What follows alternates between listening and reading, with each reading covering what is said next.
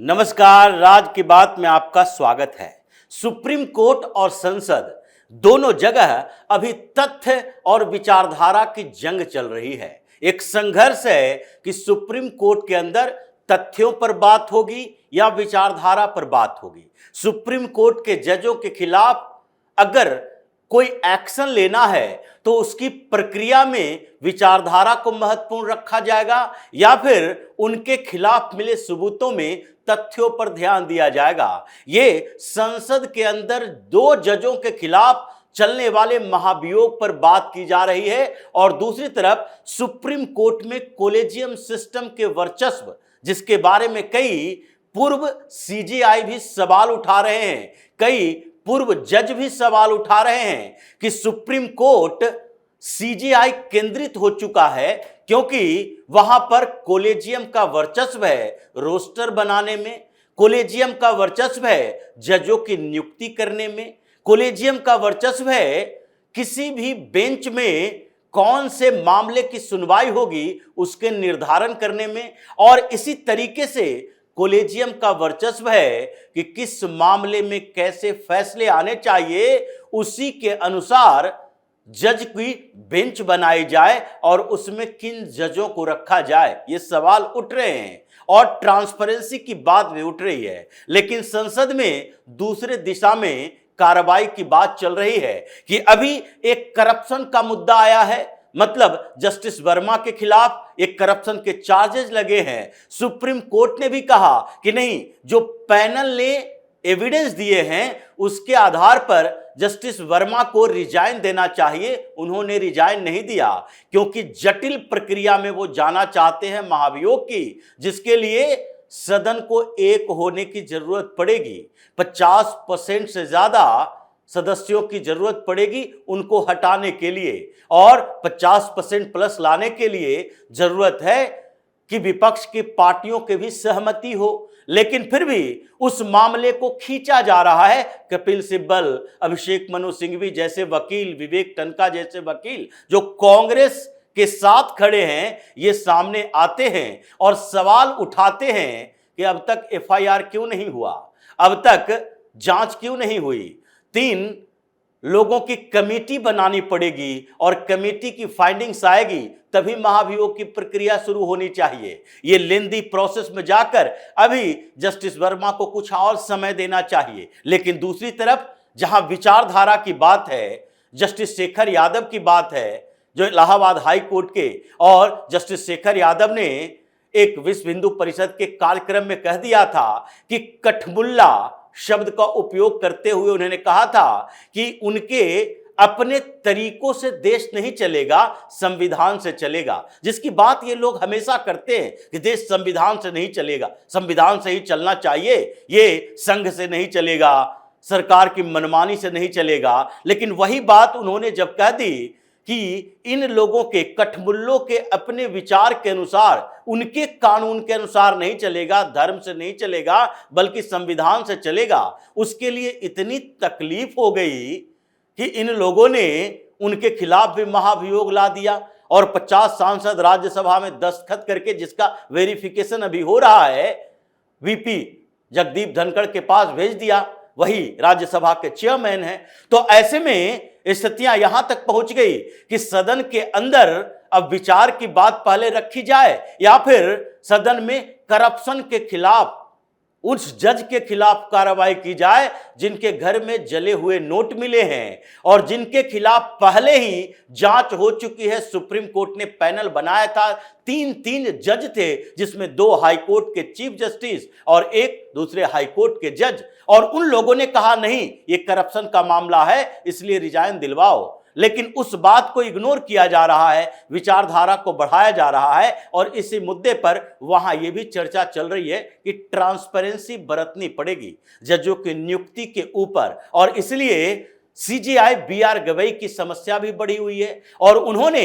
इस बीच गर्मी की छुट्टियां, वैकेशन बेंच चल रहे हैं, लेकिन गर्मी की छुट्टियां 49 दिनों की, इस बीच घूम घूम कर पहले उन्होंने लंदन में यही बात कही, कोलेजियम को डिफेंड करने वाली, ट्रांसपेरेंसी की बात कही, जजों की नियुक्ति की बात कही कि देखिए जजों की नियुक्ति में अगर कार्यपालिका को शामिल किया जाएगा तो उसमें ट्रांसपेरेंसी नहीं रहेगी, फिर जुडिशियरी इंडिपेंडेंट नहीं रहेगा, जजों के फैसलों में विचारधारा हावी हो सकता है। उन्होंने पिछले एक दो उदाहरण दिए जिसके आधार पर उनके कहने का मतलब था कि अगर नियुक्ति करेंगे तो सीनियरिटी प्रभावित करके किसी जज को सीजेआई बनाया जा सकता है, जिससे समस्या आ सकती है, जैसे एचआर खन्ना के समय हुआ था और जस्टिस एचआर खन्ना, हंसराज खन्ना ने रिजिग्नेशन दे दिया था। तो ऐसी स्थितियां आ सकती है। लंदन में बोला, दिल्ली में बोला और फिर मुंबई में वही बात बोल रहे हैं कि देखिए ट्रांसपेरेंसी हम लोगों ने बढ़ा दी है जजों की नियुक्ति को लेकर। क्यों ट्रांसपेरेंसी बढ़ा दी है? ट्रांसपेरेंट हो चुके हैं। तो क्या अब तक आप ये मानते हैं कि ट्रांसपेरेंसी नहीं थी? आप उन पूर्व सीजेआई पर आरोप लगा रहे हैं कि वो लोग ट्रांसपेरेंट नहीं थे। हम दो सीजेआई ने इसको बढ़ावा दिया है और अपने साथ नाम किनका लिया? पूर्व सीजेआई संजीव खन्ना का। यही संजीव खन्ना है जिसमें जस्टिस दीपांकर दत्त भी थे और इन दोनों ने मिलकर एक लेवल प्लेइंग फील्ड तैयार करने के लिए अरविंद केजरीवाल को डेमोक्रेसी बचाने के लिए जमानत दी थी। यही दोनों में से एक सीजेआई रहे संजीव खन्ना। उनकी बात करते हैं कि उनके समय में यह प्रक्रिया शुरू हुई कि और ट्रांसपेरेंट होना चाहिए। कैसे? कि जजों की संपत्ति के बारे में जानकारी सार्वजनिक की जाए और इसी बात को लेकर ये ट्रांसपेरेंसी बरत रहे हैं। जजों की नियुक्ति को लेकर ट्रांसपेरेंसी बरत रहे हैं और इस बीच हम लोगों ने मिलजुल कर 54 इंटरव्यू लिए, 36 वकीलों को जजों के लिए अनुशंसा की कि जजशिप इनको मिलना चाहिए। अब सरकार तो इन 36 अनुशंसा को अटका के रखी है। परेशानी इन लोगों के पास यही है। इसलिए पिछले दिनों सीजेआई बीआर गवई ने कहा था कि सिलेक्टिव तरीके से सरकार को सुप्रीम कोर्ट के कॉलेजियम के अनुशंसा को नहीं स्वीकार करना चाहिए। मतलब सिलेक्टिव तरीका मत अपनाओ। आप उन अनुशंसा में जिन वकीलों का नाम जजशिप के लिए दिया गया है उनके बारे में इंक्वायरी मत करो। हमने जो कह दिया वो फाइनल है, उनको जज बनाना ही पड़ेगा। यही स्थितियां पैदा हुई है और इसी अपॉइंटमेंट में लग रही रोक के लेकर परेशान इतने हैं कि जब मुंबई गए और वहां पर बॉम्बे हाई कोर्ट में इन्होंने अपना लेक्चर दिया तो वहां बात कर रहे थे जो जजों की नियुक्ति हुई उसके बाद 65 की संख्या हो गई है। हमें ध्यान देना पड़ेगा कि जैसे पेंडेंसी बढ़ रही है, पेंडिंग केस बढ़ रहे हैं, उसमें जजों की नियुक्ति तेजी से करनी पड़ेगी।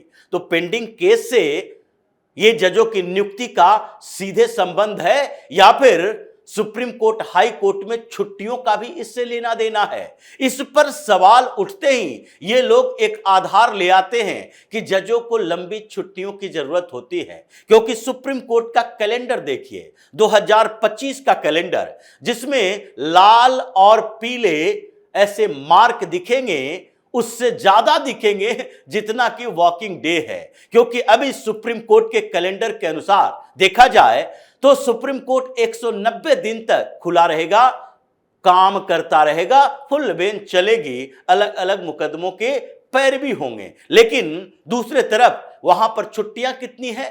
पूरे 365 दिन में 175 दिन की छुट्टियां, उसमें पार्शियल वर्किंग डे भी इंक्लूडेड है। क्योंकि अभी जो 49 दिन की गर्मी की छुट्टी, वैकेशन बेंच बने 49 दिनों के लिए 21 वैकेशन बेंच, जिसमें एक सप्ताह के लिए एक बेंच जो बने थे पहले सप्ताह के लिए, उसमें सीजेआई बीआर गवई भी थे। एक सप्ताह के बाद वो छुट्टी पर है, विदेश जा रहे हैं, देश में अलग अलग जगहों पर घूमकर कुछ सेमिनार अटेंड कर रहे हैं। उनके लिए समस्या नहीं है इन बातों के लिए, लेकिन वहां सुप्रीम कोर्ट में 49 दिन की छुट्टी होगी तो होगी, उसके लिए समस्या नहीं है कि इस समय पेंडिंग केस कैसे निपटाया जाए। ये लोग ये निर्धारित नहीं करेंगे कि चूंकि ये जुडिशियरी, ये जो न्याय दिलाना एक अति आवश्यक सेवा है, उसी तरीके से जैसे रेल सर्विस है, हॉस्पिटल की सर्विस है, तो 24/7 क्यों नहीं काम किया जा सकता? उसके लिए रोस्टर क्यों नहीं बनाया जा सकता? क्यों कोई बड़ा वकील आएगा तभी सुप्रीम कोर्ट का दरवाजा रात के 9 बजे भी खुलेगा? ये बात क्यों होती है कि कोई सामान्य व्यक्ति 9 बजे रात को नहीं जा सकता अपने वकील के साथ? सुप्रीम कोर्ट उसके लिए दरवाजा नहीं खोलेगी। जैसे कि ये अभिषेक मनु सिंह भी गए, कपिल सिब्बल गए, जैसे तीस्ता सितलवाड़ के मामले में रात रात में दो दो बेंच बनाने पड़े। पहले 2 जजों की बेंच बनी और 2 जज कंफ्यूज हो गए कि नहीं नहीं, हम इनकी जमानत पर फैसला नहीं दे सकते, एक पक्ष में एक विरोध में। तो 9 बजे के बाद, रात के 9 बजे के बाद, उस समय सीजेआई चंद्रचूड़ थे और उन्होंने 3 जजों की बेंच बना दी। वो तो तय था कि 3 जज वही निर्धारित किए जाएंगे जो 2 जज कम से कम उसमें वो होंगे जो कि तीस्ता से तलवाड़ के जमानत पर फैसला दे दें, और यही हुआ। और फिर रातों रात जमानत पर फैसला हो गया कि नहीं, उन्हें जेल नहीं भेजना है। गुजरात हाई कोर्ट का आदेश रद्दी की टोकरी में भेजा गया और यह भी टिप्पणी की गई कि गुजरात हाई कोर्ट के एक जमानत की याचिका पर इतने लंबे चौड़े 100-150 पेज भरने की क्या जरूरत थी। यह बात टिप्पणी में कही गई थी, जबकि गुजरात हाई कोर्ट के जज ने जमानत पर बहस करते हुए सीधे तौर पर यह लिखा था कि यह क्रिमिनल कॉन्स्पिरेसी, देश के खिलाफ विदेशों में जाकर देश की छवि खराब करना, तत्कालीन मुख्यमंत्री नरेंद्र मोदी को फंसाने के लिए गवाहों को ट्रेनिंग देना, ये सारे ऐसे अपराध हैं जिसके लिए उस महिला को एक दिन भी बाहर नहीं गुजारना चाहिए, सीधे जेल भेजना चाहिए। लेकिन जमानत तो इन लोगों ने दे दी। तो अब सवाल उठ रहा है कि पेंडिंग केस, जो सुप्रीम कोर्ट के अंदर भी 80,000 पेंडिंग केस पड़े हुए हैं, 79,000 समथिंग की संख्या है, तो ऐसे में ये पेंडिंग केस क्या जजों की नियुक्तियों से खत्म हो जाएंगे या फिर काम करने के तरीके बदलने पड़ेंगे? क्योंकि काम करने के तरीकों में ये 175 दिन जो कोर्ट बंदी का बोर्ड रहता है उसे खत्म करना पड़ेगा, वर्किंग आवर बढ़ाना पड़ेगा, रोस्टर चेंज करना पड़ेगा। अगर 24 घंटे नहीं तो कम से कम 16 घंटे 2 शिफ्ट में काम करना पड़ेगा। ये सारे ड्राफ्ट हैं। जुडिशियल अकाउंटेबिलिटी बिल और एनजेएसी, ये दोनों का ड्राफ्ट तैयार हुआ है। अगले सत्र से पहले, यानी मॉनसून सत्र आने वाला है, उससे पहले अभी वाइस प्रेसिडेंट जगदीप धनखड़ ने कई बैठकें ली है और कानून मंत्री ने पूर्व सीजेआई से मुलाकात की। खुद वीपी धनखड़ ने भी 3-3 सीजेआई से मुलाकात की है जो पूर्व में सीजेआई रह चुके हैं, और उन लोगों से इस कानूनी प्रक्रिया के बारे में, इस पेचीदे जटिल समस्याओं के बारे में बात की है कि फिर से एनजेएसी लाया जाएगा तो उसे सुप्रीम कोर्ट के उस रुख से कैसे बचाया जा सकता है जो पिछली बार में 2016 में इस कानून को खारिज कर दिया गया था। इसलिए इस बार ऐसा ड्राफ्ट तैयार हो रहा है कि सुप्रीम कोर्ट उसे रिजेक्ट नहीं कर सकता, और ये समस्याएं अभी जो बढ़ी है जिसके कारण अब सत्र का इंतजार किया जा रहा है। सुप्रीम कोर्ट में परेशानी बढ़ी है। सीजेआई चारों तरफ घूम घूम कर डिफेंड करने की कोशिश कर रहे हैं कॉलेजियम सिस्टम को, जबकि एनजेएसी लाने की दूसरी तरफ तैयारी भी चल रही है। तो इसी तरह की खबरों के साथ फिर से हाजिर होंगे। तब तक के लिए बने रहिए हमारे साथ और देते रहिए हमें सहयोग, ताकि इसी तरह की खबर हम आपके लिए लाते रहें। धन्यवाद।